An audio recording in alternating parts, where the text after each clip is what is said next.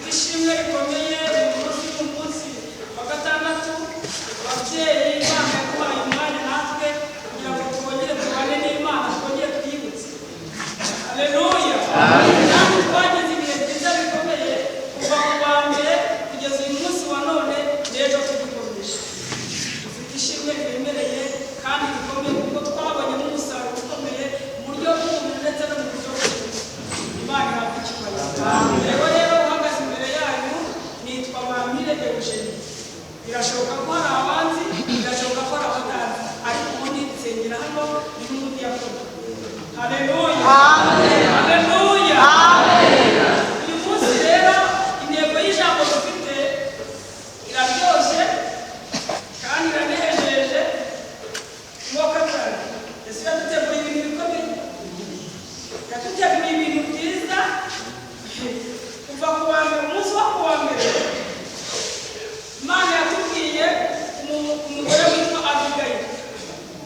Haleluya, umugore w'intwari kandi mu muryango.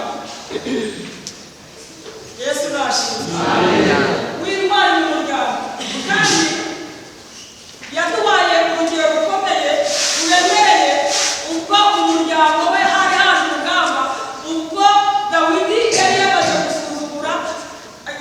gusuzugurwa n'abagaragu yari yatumye kwa Nabali. Ageze ngo kubera ko bari babanye mu gihe cyiza mu ishyamba ku rugamba ruremereye, igihe kigeze cy'ubukene cy'inzara, aravuga ati buriya ubwo uyu munsi Dawidi yakemuje intama kandi ari mu gihe cyiza cy'umugisha, yangirira ibambe, yangirira imbabazi, uyu munsi akagira icyaha, atuma abagaragu rero.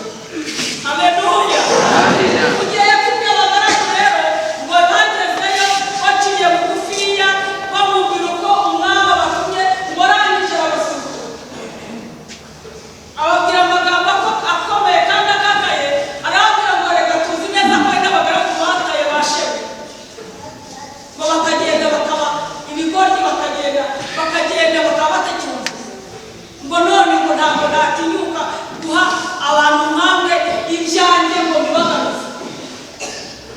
Ngo abagaragu bataha bafite umubabaro kandi baragenda babwira Dawidi.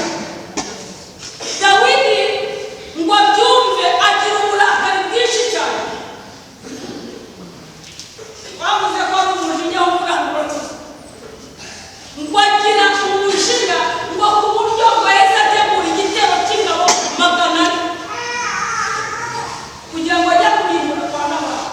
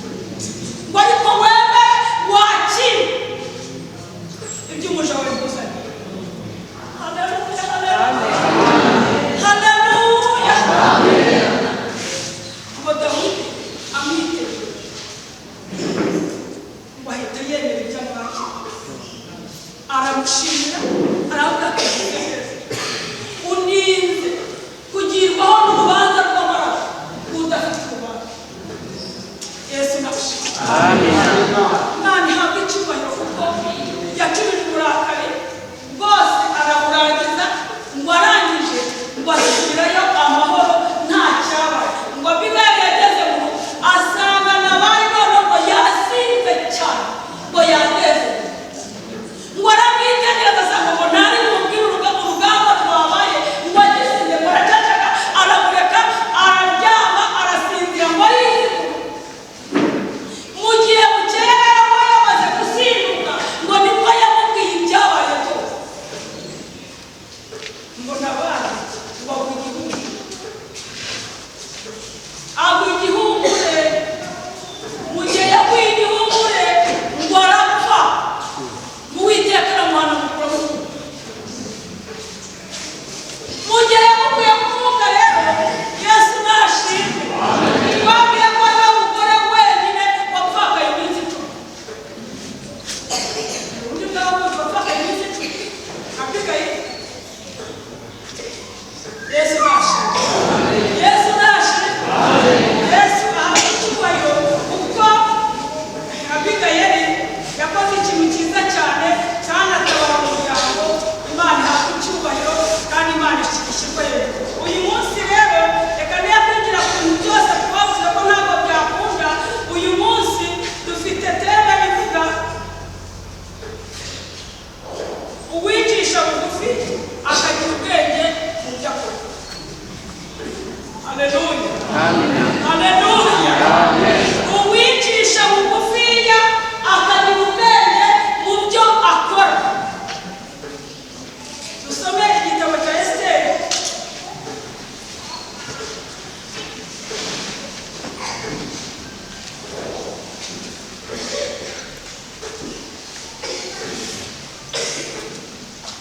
Ibice 4.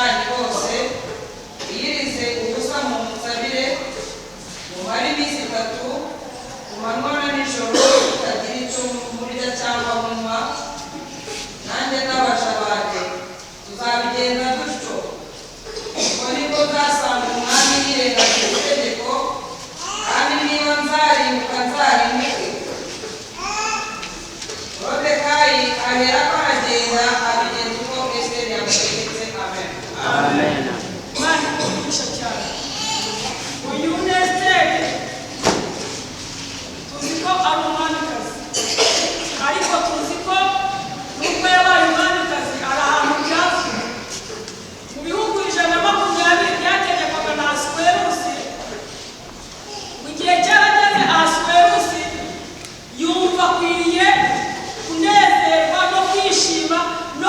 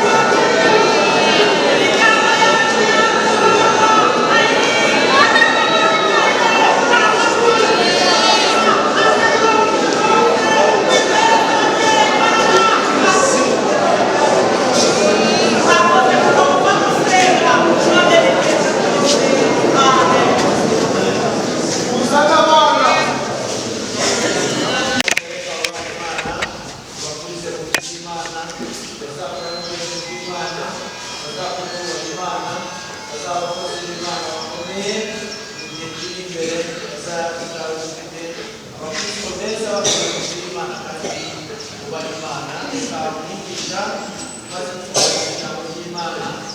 Shekiri asenga Imana, natwe turambura ibiganza, abari ku mashuri tubibuke, kandi bafite ubutumwa tubibuke.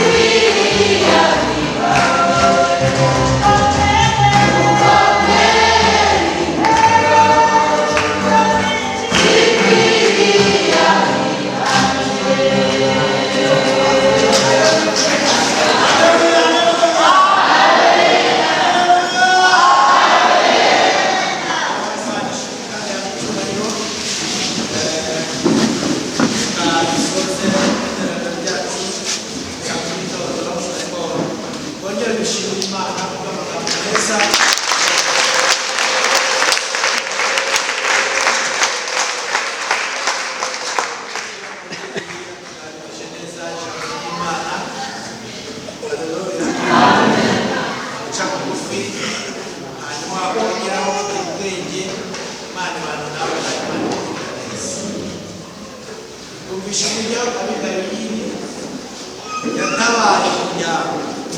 Yatabaye umuryango, hari igihe burya bibaho umwe mu muryango ugasanga arasabye abuze ubwenge, ariko uwo muri kumwe yagize ubwenge bw'Imana, umuryango urarokoka.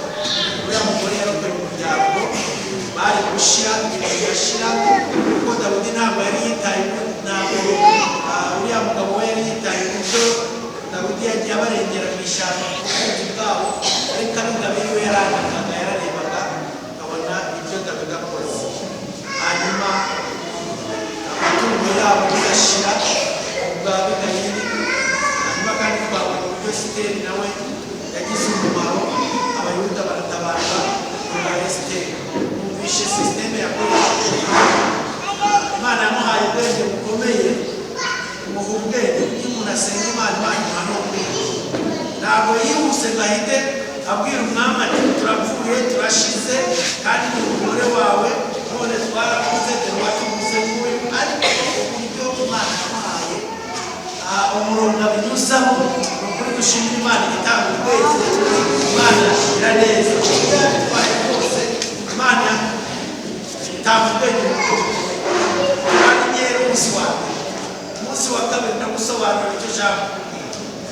Bihuza rero nuko Hamani imigambi yose yagiye mu karubanda, n'abaja n'abagaragu babimenye, bamenye ibyo kwa Hamani. Imana iratabara, itabara Abayuda ikoresheje Esiteri. Haleluya! Imana yacu itanga ubwenge. Ibu Imana iganiriye natwe, abaganiriye natwe, bagabo duce bugufi kandi dusenga Imana ubwenge. Abamama ni uguca bugufi kandi Imana ikaduha ubwenge. Ingero twazibonye, yewe si n'ibya kera gusa. Twumvishe na mushiki wacu uburyo yarwaye umugabo imyaka 7, yumvise uburyo yabitse igisubizo cyavuye kwa muganga.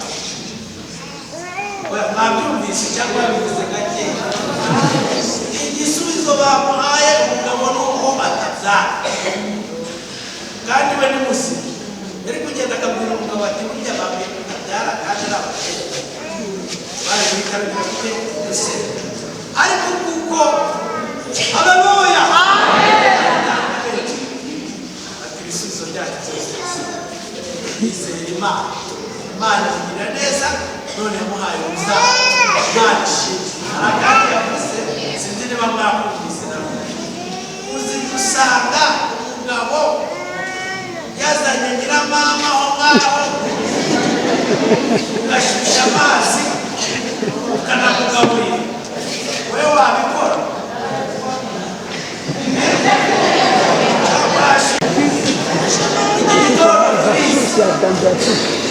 Karibu gushaka n'abaye kubaza amatwi, ariko Imana iragusubira buri wese yagiye. Imana ikubwenge, Imana ikwiye guca bugufi. Wongere gushimira Imana kwikubira.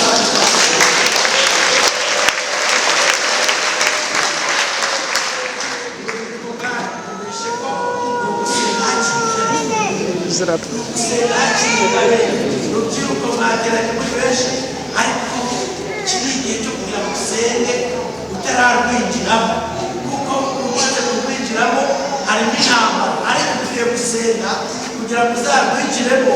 Yesu yaragezemo, hari intambara yagiye agenda kubita, hari n'umutima yaguhaye ukomeye cyane wo kugira ngo uvane urugamba neza. Ngaho ukabisenya